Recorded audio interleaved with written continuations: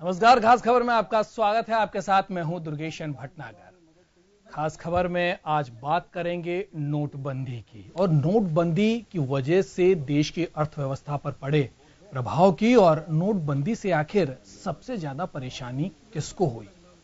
चुनाव के नतीजे भी आ चुके हैं। कयास पहले यही लगाए जा रहे थे कि चुनाव में दूध का दूध और पानी का पानी होगा। नोटबंदी का जो फैसला प्रधानमंत्री नरेंद्र मोदी ने यकायक ले लिया है, उसके क्या इंपैक्ट होंगे, ये चुनाव के परिणामों से पता चल पाएगा। तो चुनाव के जो परिणाम आए हैं उसमें प्रचंड बहुमत यूपी और उत्तराखंड में बीजेपी को मिला है। तो क्या माने, क्या जो प्रधानमंत्री नरेंद्र मोदी ने इतना बड़ा स्टेप लिया नोटबंदी का, क्या वो सही स्टेप था? आज उसी मुद्दे को लेकर हम चर्चा करेंगे।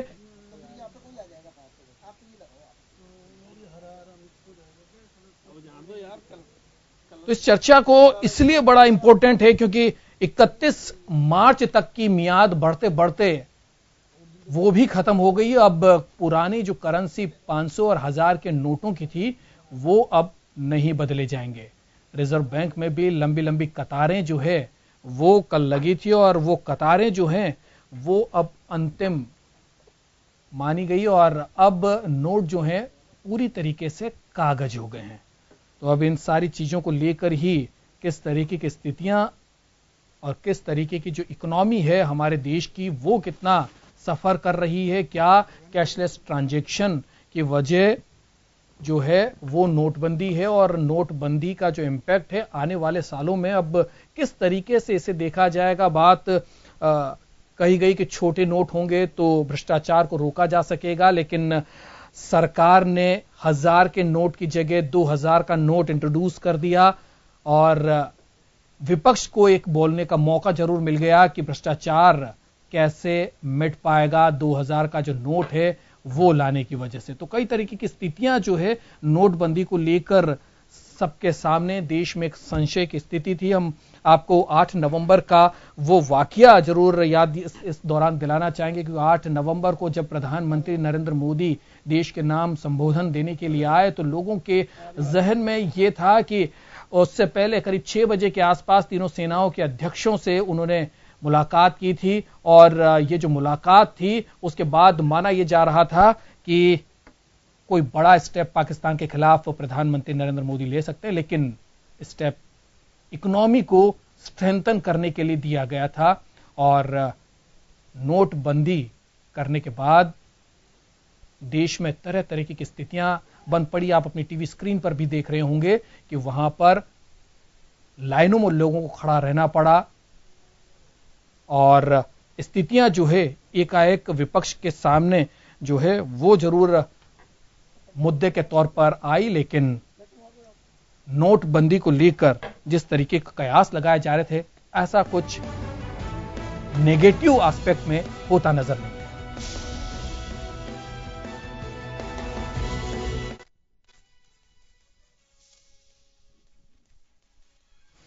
चलिए, तो कितना इंपैक्ट इस नोटबंदी का रहा है आज हम इसी को समझने की कोशिश करेंगे। हमारे साथ हमारा डिग्निटी पैनल जो है वो जुड़ रहा है। अब भाजपा से मनीष पारिक साहब जुड़ रहे हैं, कांग्रेस से मनोज मृदुल साहब जुड़ रहे हैं, बीएसपी से विष्णु कुलवाल साहब जुड़ रहे हैं, और सतीश गुप्ता साहब अध्यक्ष हैं राजस्थान कर सलाहकार संघ के। तो क्या इसकी इकोनॉमिकल अगर डेफिनेशंस को समझने की कोशिश करें नोटबंदी की, तो उसे हम समझने की कोशिश करें।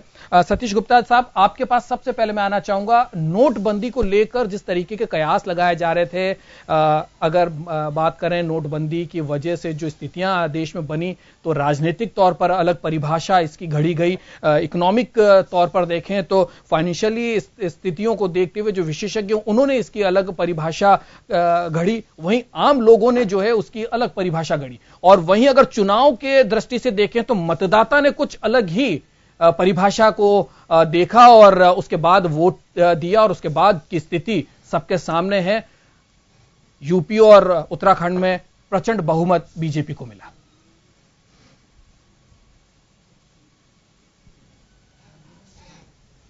गुप्ता साहब,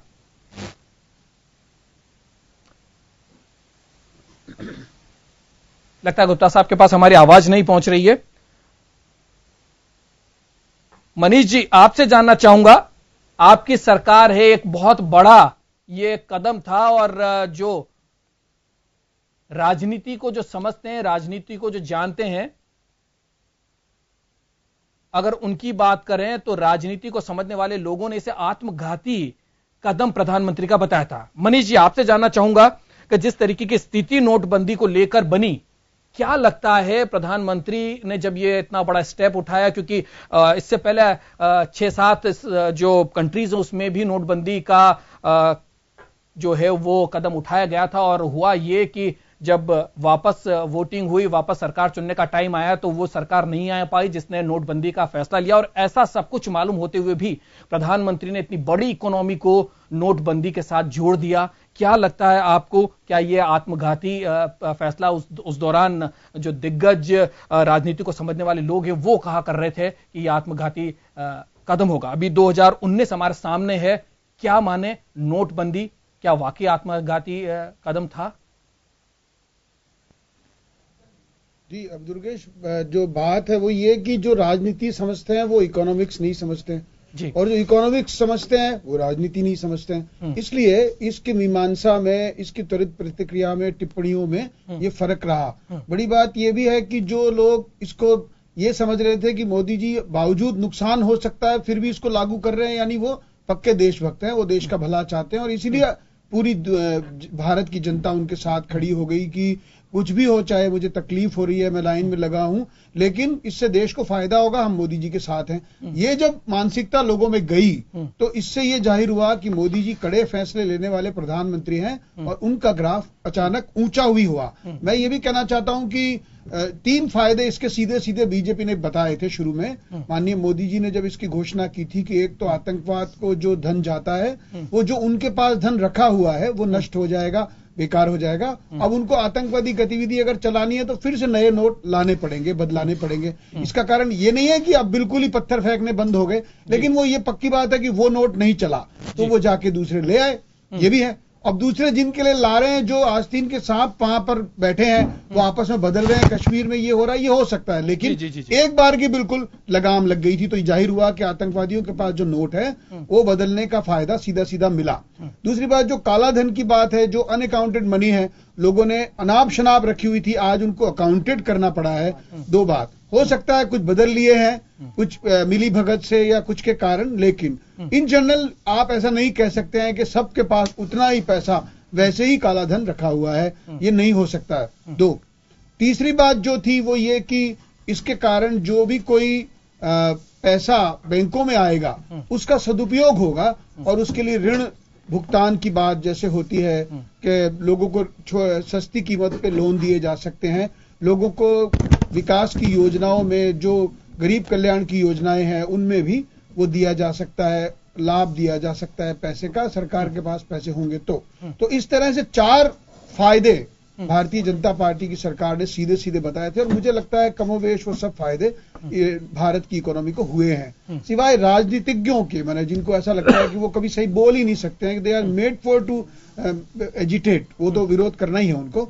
इकोनॉमिस्ट भी ये कह रहे हैं और आप देखेंगे कि जो आतंकवाद है उसमें भी नए सिरे से उनको आतंकवाद, अब जैसे आपने उस समय सीमा पार आतंकवाद को रोकने की बात की और नए आदमी नहीं घुसे तो नए नोट नहीं बदलेंगे और नए नोट उनके पास नहीं आएंगे, लेकिन अगर उनका नेटवर्क वहां पर है और उसमें कोई घर के लोग मदद कर रहे हैं, बंदी होती है, नए नोट आते हैं और इसलिए कोई आतंकवाद के पास नोटों की उसमें वहां पर 2000 के नोट आतंकवादियों के सामने मिले, उनके पास से मिले, कई बार इस तरीके की स्थितियां वहां पर घाटी में देखने को मिली। तो केवल ये कह देना कि आतंकवाद के ऊपर एक लगाम लगी, क्योंकि जो पुराने नोटों को डुप्लीकेट कर सकता है वो इन नए आने वाले नोटों को भी डुप्लीकेट कर सकता है। पॉलिसी तो थी ना, वहां चोर बैठे थे लोग, मान लो जो 2000 का नोट ब्रेड का पैकेट खरीदने के लिए आतंकवादी जेब में रख के लाया है, वो 2000 का नया नोट किसी ने दिया है ना उसको, उस दिए हुए आदमी को कुछ मत कहो और सरकार को कहो कि आतंकवाद पे लगाम नहीं लग सकी तो तुम गलत हो। ये कौन सी जस्टिफिकेशन है? ये बात ये नहीं है। आप पुराना नोट उसके बाद बेकार हो गया, अब वो उसमें चूर्ण खाएगा, कोई काम का नहीं है, कचौरी खा, लेकिन वो नया नोट ले आया, उस व्यक्ति को गिरफ्तार करना चाहिए। आप कहोगे आपकी असफलता, आप घटे, तो ये बिल्कुल अनुत्तरदायी पूर्ण विषय रहता है। जो कांग्रेस पार्टी या विपक्ष पार्टियों ने कहा, आतंकवाद पर लगाम लगने की पूरी तैयारी हुई। मनीष जी, आप गलत बोल रहे हो। आप लगातार गलत पे गलत बोले जा रहे हो, और उसको आप एक बात को गलत को किस चीज ढंग से गलत। आप ये देखिए कि जो आतंकवादी के पास पैसा मिला, वहां सरकार किसकी है? वहां भारतीय जनता पार्टी की सरकार है ना। हाँ, तो बाकी सरकार ने पैसे दिए उनको। आप क्या बताना चाहते हो?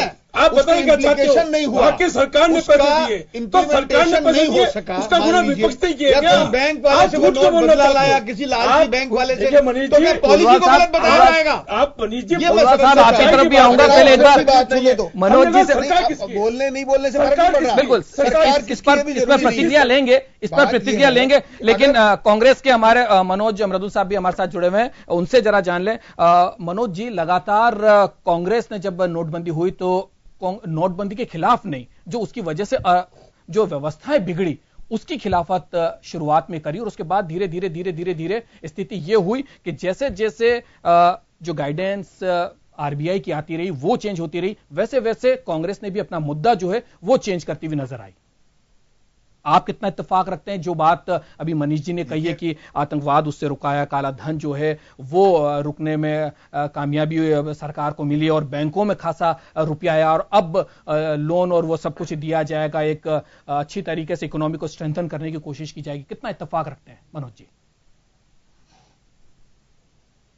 देखिए मनीष जी मेरे साथ बैठे हैं, भाजपा के प्रवक्ता, मैं इनसे पूछना चाहूंगा, पहला क्वेश्चन है मेरा इनके लिए कि 15.5 लाख करोड़ का सरकार के इश्यू थे नोट, जिनके पास कितने नोट इश्यू जमा हो चुके हैं, ये बता दें कि 31 मार्च 2017 को कितने नोट बैंक में वापसी जमा हो गए हैं। पहली बात का जवाब तो मैं इनसे ये चाहता हूं। दूसरी बात का जवाब इनसे चाहता हूं कि ये कहते हैं कि काला बाजारी रुक गई या काला धन रुक गया, इनसे मैं दूसरा क्वेश्चन भी यही पूछता हूं कि काला धन पे कितना काला धन के कारोबारियों पे लगाम लगाई गई, कितने काला धन सरेंडर हुआ, इसका जवाब भी ये दें, क्योंकि ये जवाब जब इतनी बड़ी बात कर रहे हैं तो इसका भी जवाब दें। तीसरी बात मैं इनसे और क्वेश्चन पूछ रहा हूं कि जो अभी कुलवाल जी पूछ रहे थे कि आतंकवाद पे कितनी लगाम लगी, कितने घटनाएं पहले घट रही थी 31 मार्च 2017 तक, आज 1 अप्रैल हो गया है, तो आप ये बता दें कि कश्मीर में कितनी घटनाओं पे लगाम लगी। उल्टा जो हमारे वहां पे हमारा जो नौजवान है वो भड़का है, अर्थव्यवस्था बिगड़ी है, महंगाई बढ़ी है, और हमारे जो सबसे बड़ी सेना पे जो हमारा वित्त मंत्री नौजवान खड़ा है वो शहीद ज्यादा हुआ है। जीडीपी जो उसके आंकड़े पेश किए उसमें तो जीडीपी ने ग्रोथ की है, ये बात कही है, तो क्या हम माने कि वो केवल आंकड़ों की जगलरी है? दूर के ढोल, इनको तो प्रश्न करने हैं, दूर के ढोल सुभावने, आप इनसे पूछ लें कि ये 2-2 हजार के जो ये नोट अब निकल रहे हैं, जिनको ये चूरन का पुराना बता रहे हैं, मैं तो कह रहा हूं नए नोट 2-2 हजार के प्लेन नोट निकल रहे हैं, एटीएम्स में आम शिकायत आ रही है, इसका जवाब भी दे दें कि लगे हाथ की ये पुराने ये नए नोटों में भी गड़बड़ क्यों? अभी तक तो बहुत लंबी लंबी बातें हो रही थी कि चिक लगी हुई है, हम इसका पता लगा लेंगे, अब वो सब बातें थोथली हो गई। तो मैं चाहूंगा कि मनीष जी एक बार दर्शकों को ये बताएं कि 31 मार्च 2017 को कितनी रकम आई है आज तक रिजर्व बैंक में, कितना काला धन आया है और कितने नकली नोटों पे लगाम कसी है, ये बात का जवाब पहले दें, फिर हम इनके जवाब लेंगे।